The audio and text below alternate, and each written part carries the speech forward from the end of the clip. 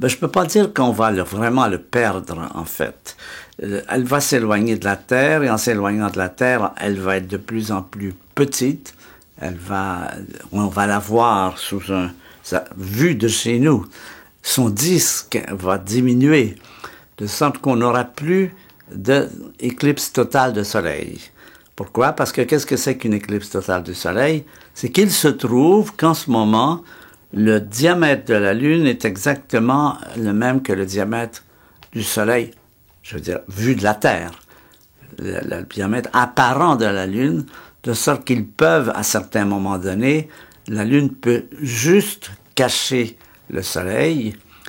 Mais bien sûr, à mesure que la Lune s'éloigne, ça va plus être possible parce qu'elle va être plus petite que le disque apparent qu'il y a maintenant, tandis que le Soleil, ça ne va pas bouger. Donc, on va avoir des éclipses qu'on appelle annulaires, ce qui arrive aussi quelquefois parce que l'orbite de la Lune n'est pas tout à fait circulaire.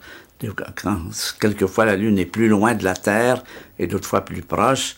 Et selon le cas, quand elle est plus loin, évidemment, son disque ne cache pas tout à fait le disque solaire et on a ce qu'on appelle une éclipse annulaire. C'est-à-dire qu'il reste un petit anneau de lumière au moment de l'éclipse. Et ça va être une question de centaines de millions d'années avant qu'elle soit nettement plus petite que le Soleil et qu'on ne voit plus d'éclipse. Alors, après coup, elle va probablement être, parce que les corps s'attirent individuellement dans le système solaire, chaque paire de corps, quand elle sera assez loin,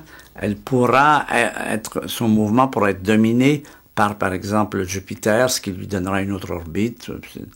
On peut calculer ça avec des ordinateurs, mais c'est une question de centaines de millions d'années. Donc, c'est pas nécessaire de courir à la prochaine éclipse de soleil, sachant qu'il n'y en aura plus dans 100 millions d'années.